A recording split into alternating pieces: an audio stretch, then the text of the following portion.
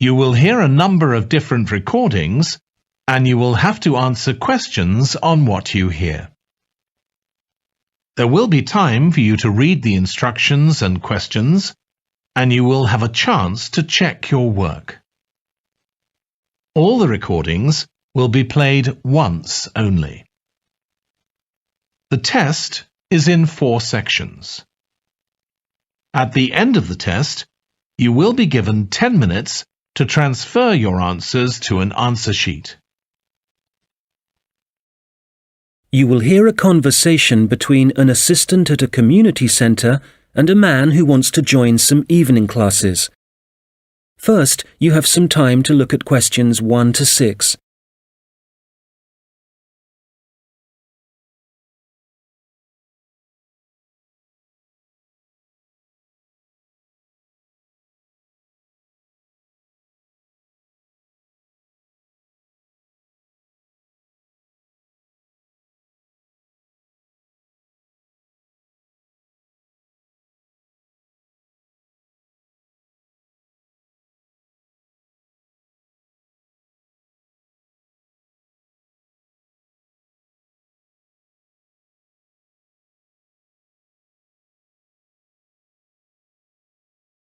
Hello, Eastwood Community Centre. Oh, hello. My name's Andrew Dyson. I'm calling about the evening classes you offer. OK, Mr Dyson. Are there any classes in particular that you're interested in? Yes, you've got a class called Painting with Watercolours, I believe. That's right.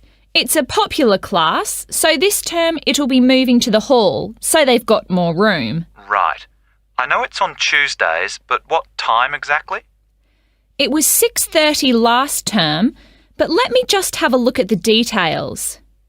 OK, it'll be 7:30 this time. Probably it suits more people. Well, it's my wife who's really interested, and that'll be good for her because she's home from work by 7:15. That'll give her just enough time to get there. What does she need to bring? OK, well, paints are provided by the tutor, I know that. The information says she'll need just a jar for water and some pencils for drawing. There are also lots of aprons here, so she needn't worry what she's wearing. And the cost for 4 classes is $45, including paints, as I said. OK. Now, we're both quite keen on the Maori language class. There are spaces on the next course, so you could join that. Oh, good. Which room will that be in? When you come in through the entrance of the community centre building, you'll need to go straight up the stairs in front of you, all the way to the top, and it's the small room you'll find there. I see. All right, and let me just check when it's starting. I heard from someone that the July course has been delayed until August. I'm afraid so, and we're halfway through the June course at the moment, so there's not much point you taking that. I guess we'll have to wait then. Well, when you do come, the tutor recommends bringing a small recorder with you, just so you can listen again later. And the cost for 5 classes is currently $40. OK, useful information to know. There's one more class I'm interested in. That's the digital photography class. Oh, I've taken that class myself. The tutor's very good. That'll be in room 9, and it's starting in 2 weeks' time, in the evening, every Wednesday at 6 o'clock. Obviously I need to bring the camera with me. I suppose it'd be useful to have the instructions that go with the camera too? I'd say so. Some people bring along a lot of accessories like extra lenses, but there's really no need for this class. It's mainly focusing on composition, really, and getting the most out of the basic camera. That's exactly what I need. And how much does it cost? Let's see. For 4 classes, it's $35. But if you take 8, it works out as $55. So you're making a bit of a saving. $15, that is. I see. Before you hear the rest of the conversation, you will have some time to look at the questions 7 to 10.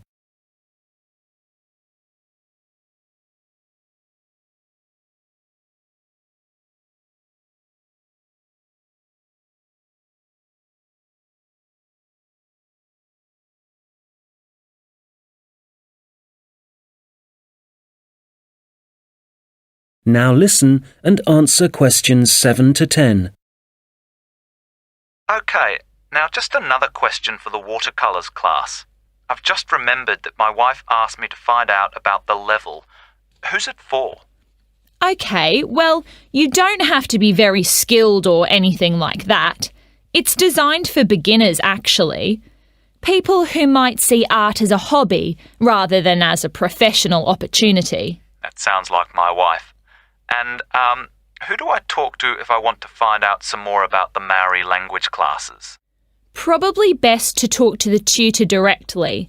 He'll be in the office in about half an hour. His name's Jason Kuai. That's K-A-H-U-I. Good. I'll give him a call. Oh, if you do decide to come to the photography class, don't forget to look at your camera battery and make sure it's charged. I know it sounds obvious, but I've seen a few people suddenly find the cameras stopped working right in the middle of class. Yes, I can imagine it'd be easy to forget that. Oh, that reminds me. In the final week of the photography course, is it right that there's a visit to a show in the local area? I work in the city, you see, so I might have to come home early for that one. Yes, they'll decide the date once the class has started. Is there anything else I can... You now have half a minute to check your answers.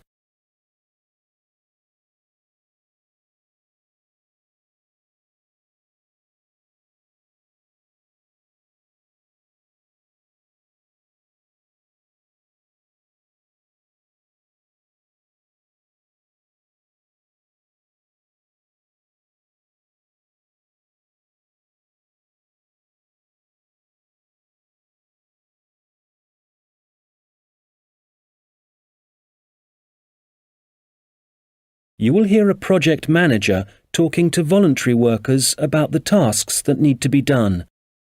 First, you have some time to look at questions 11 to 14.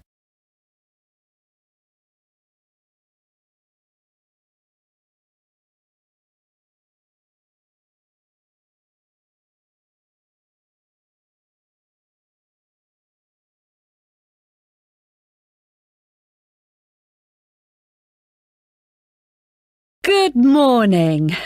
It's great to see so many people here. Thank you all very much for coming. Well, as you know, the community gardens at Hadley Park are really not looking as good as they should. Quite bad, really. And although the local council has a budget to deal with some of the problems, we do need volunteers for other tasks. If you don't mind, I'm going to divide you into two groups. So everyone on this side of the room is Group A, and the rest of you are Group B. So, Group A, there are a couple of things we'd like you to help with.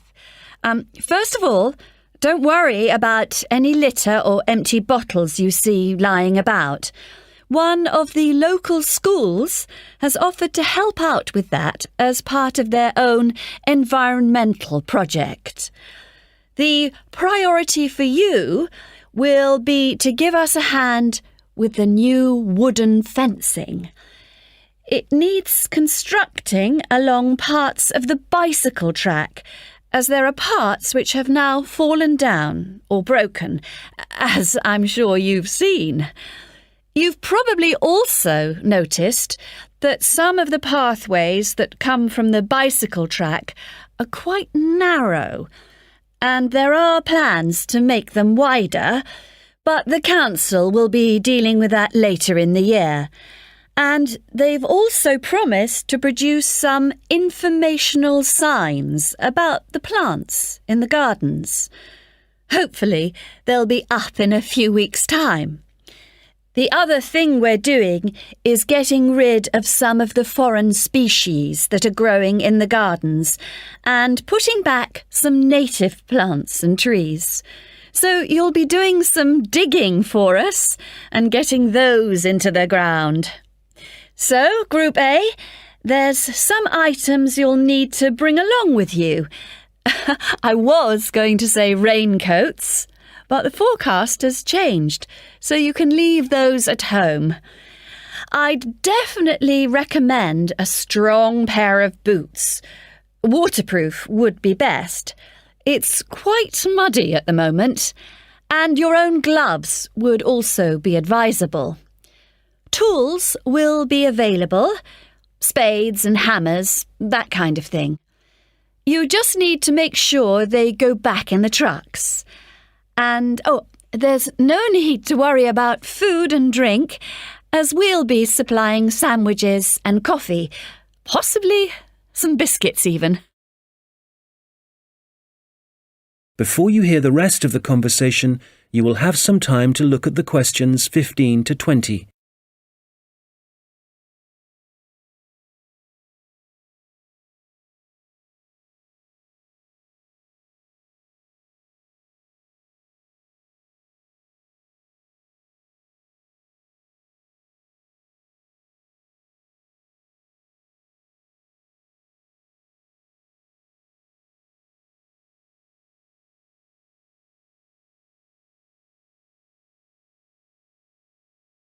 Now listen and answer questions 15 to 20.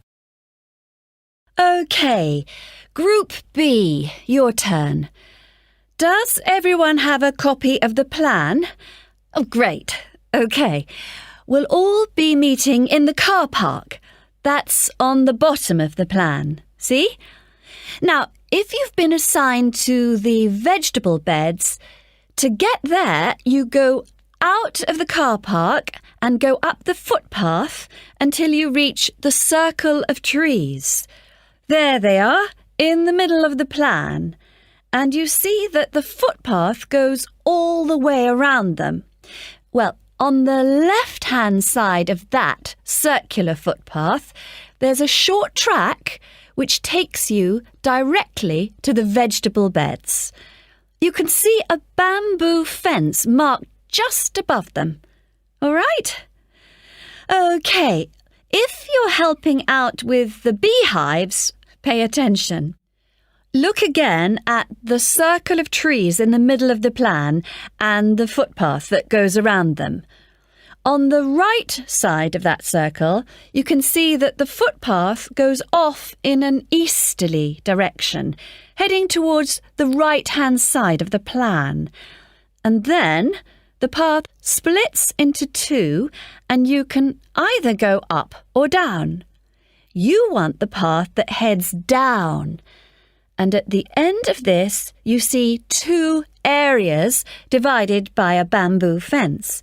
And as we're looking at the plan, the beehives are on the right of the fence. The smaller section, I mean. Now, don't worry, all the bees have been removed. You just need to transport the hives back to the car park. OK, for the seating, look at the circular footpath. At the top of it, there's a path that goes from there and takes you up to the seating area, alongside the bicycle track, and with a good view of the island, I suppose.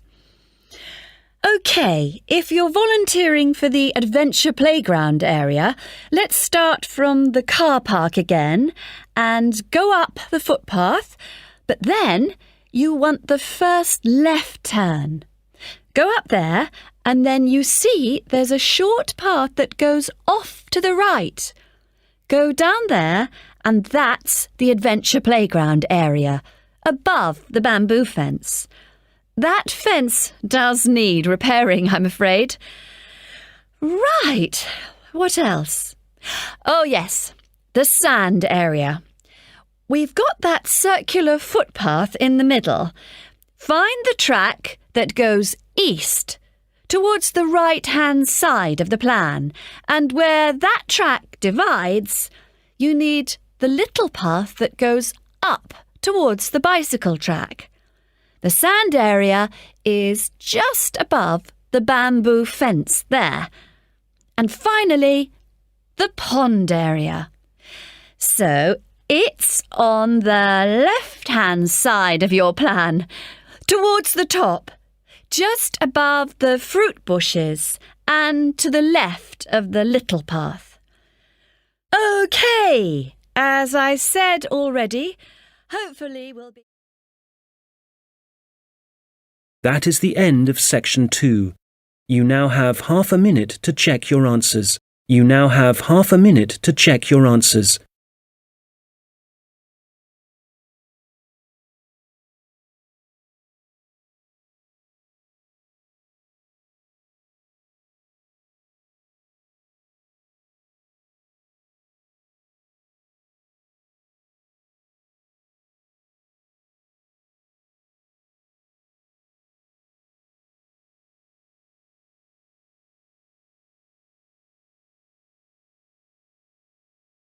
Now turn to section 3.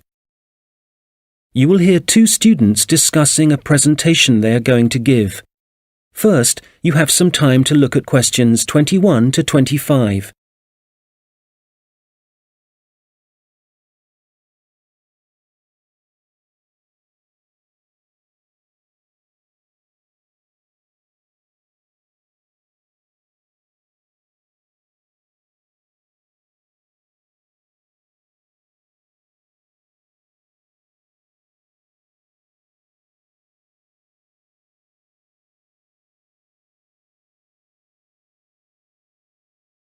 Hi, Robert. Hi. Sorry I'm late. I was just printing off some pages about food waste in Britain. Do you want to include Britain in the presentation? I thought we were concentrating on the USA. Well, it is a global problem, so I thought we ought to provide some statistics that show that. Fair enough. What did you find out? Well, I was looking at a British study from 2013. It basically concluded that 12 billion pounds worth of food and drink was thrown away each year, all of it ending up in landfill sites. Over 8 million tons. And that wasn't including packaging. An incredible amount. Yes, and they were only looking at what households threw away. So there's no information about restaurants and the catering industry. But one thing the study did investigate was the amount of milk and soft drinks that were wasted. And I think it was probably quite unique in that respect. Interesting. You know, in the other European reports I've read, there's one thing they have in common when they talk about carbon dioxide emissions. I know what you are going to say.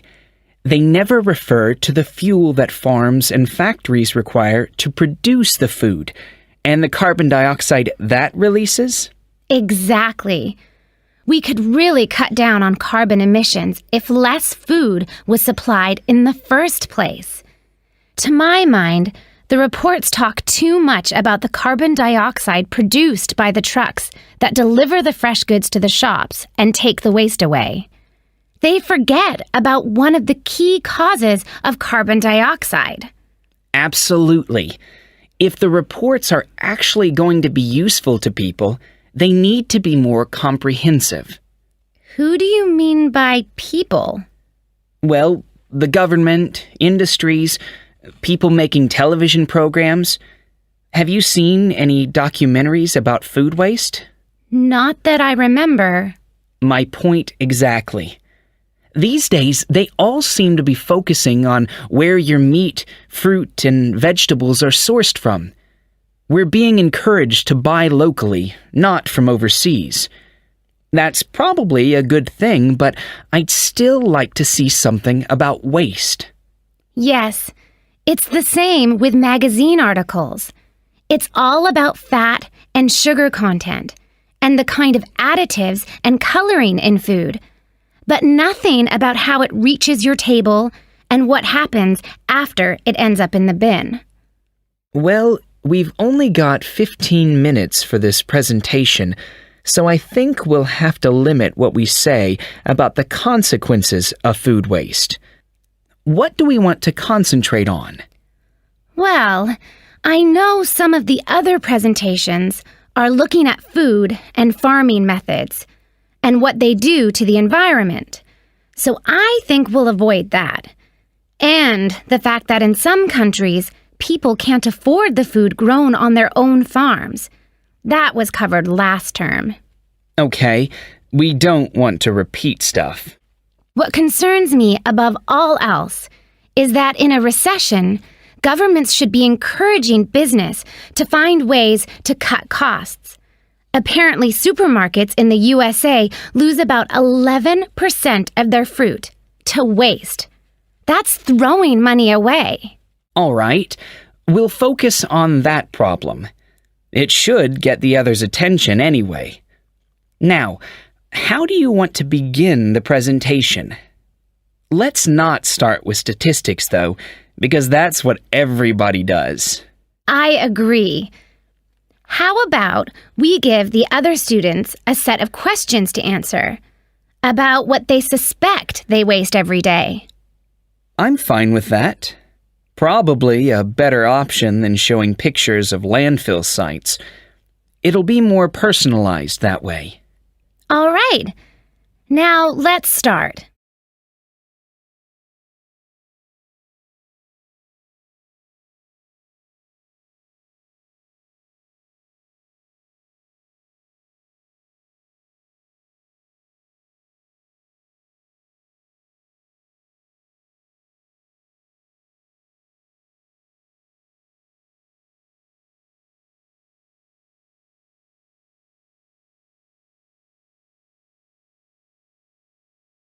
Now listen and answer questions 26 to 30. Okay, shall we now have a look at the projects that different researchers and organizations are working on? For me, the project I really liked was the one at Tufts University. You know, where they've invented tiny edible patches to stick on fresh foods that show you what level of bacteria is present, and so whether you can still eat it. It's a great idea, as it tells you if you need to hurry up and eat the food before it goes off. The other good thing about the patches is that apparently they'll be cheap to manufacture. Good. Then the other thing I thought was great was the Massachusetts Institute of Technology project. I hadn't seen that. Well, they've developed these sensors that can detect tiny amounts of ethylene. Ethylene is the natural plant hormone in fruit that makes them turn ripe, apparently. The researchers think that they can attach the sensors to cardboard boxes, and then supermarkets can scan the sensors with a portable device to see how ripe the fruit inside is. That's got to be a quicker way to check for ripeness than taking each box off the shelf and opening it. Definitely. And I thought that LeanPath was worth mentioning too. Their waste tracking technology means that caterers can see how much food is being wasted and why. That'll increase profits for them eventually. Yes. And did you read about 0%? They've produced this smartphone application that allows restaurants to send donation alerts to food charities. The charities can then pick up the unwanted food and distribute it to people in need. In the long run, that'll definitely benefit poorer families in the neighborhood. No kid should go to school hungry. I agree. And I read that quite a few local governments in the USA are thinking about introducing compulsory composting in their states. So you can't put any food waste into your rubbish bins, just the compost bin. Well, I guess that means a bit more work for people. I mean, they have to separate the organic and inorganic waste themselves before they take it out to the compost bin, and you know how lazy some people are.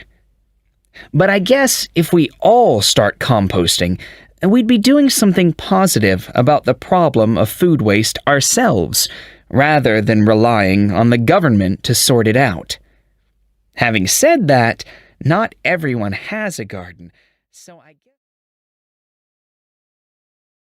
You now have half a minute to check your answers.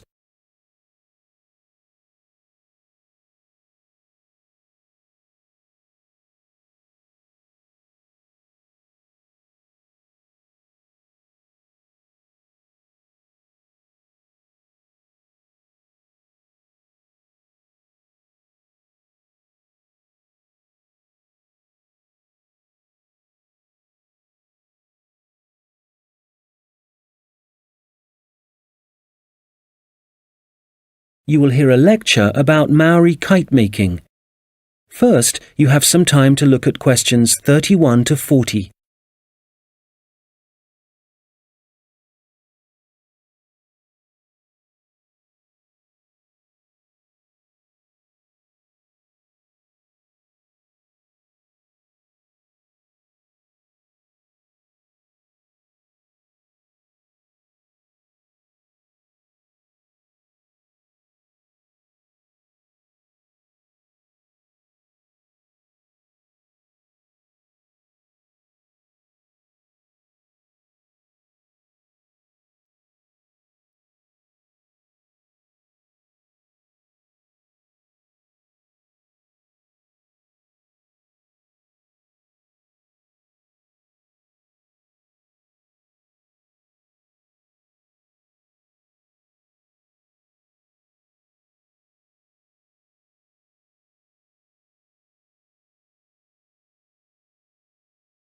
Now listen carefully and answer questions 31 to 40. Well, good morning, everyone. As you know, we've been looking at different kinds of art and craft that were practiced by the Maori people of New Zealand, at least before the Europeans began to arrive in the 18th century. So, the focus of this lecture is kite making, how the kites were made, their appearance, and the purposes they served. Well, let's start with the way they were made. As with other Maori artistic traditions, kite making involved certain rituals. So, firstly, only priests were allowed to fly and handle the largest, most sacred kites. There were rules too, for the size and scale of the kites that the priests had to follow, and during the preparation of both small and large kites, food was strictly forbidden. In terms of appearance, kites were frequently designed in the image of a native bird, or a Maori god, and sometimes, perhaps less often, a well-known hero. You can imagine that when Maori first arrived in the new country, in New Zealand, it may have taken some time to find suitable materials for their kites. But, through trial and error no doubt, they found plants and trees that provided bark and even roots that they could use to make the frames and wings of their kites. And after the frame had been constructed, the kite then had to be decorated. For this, the priests used long grasses, and these, when the kite was in the air, would stream along behind it. They also used a variety of feathers to add colour to their creations. Well, all this meant it was easy to see a kite in the sky, but you could also hear Maori kites. They could be quite noisy indeed, and this was because some priests liked to hang a long row of shells from the kite. You can imagine how they'd rattle and clatter in the wind, how they might completely capture your attention.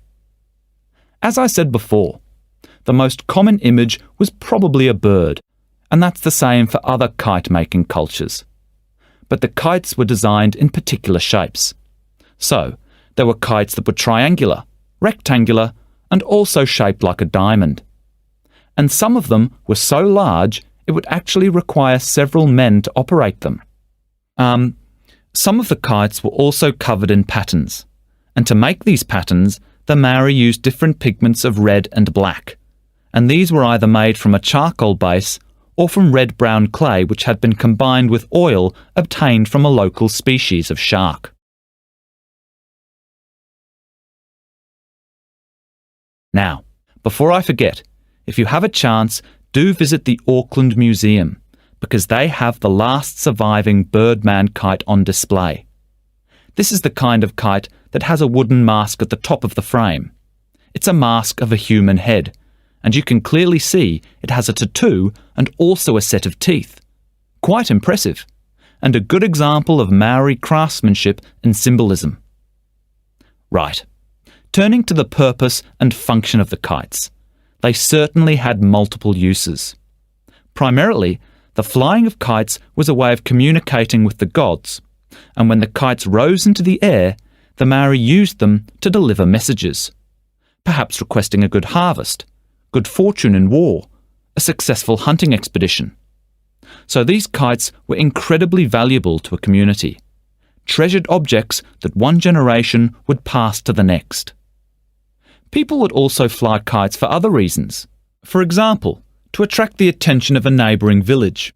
This was done when a meeting was required between Maori elders, a convenient method indeed. And finally, when it comes to war, there are traditional stories that describe how when a Maori warrior found himself surrounded by his enemies, a kite could actually provide the possibility of escape. The kites were powerful enough to take a man up into the air, and for this reason, they could also be used to lower him into enemy fortifications so that an attack could begin from the inside. Well, I'm happy to say there seems to be a revival and growing interest in kite making, and You now have half a minute to check your answers.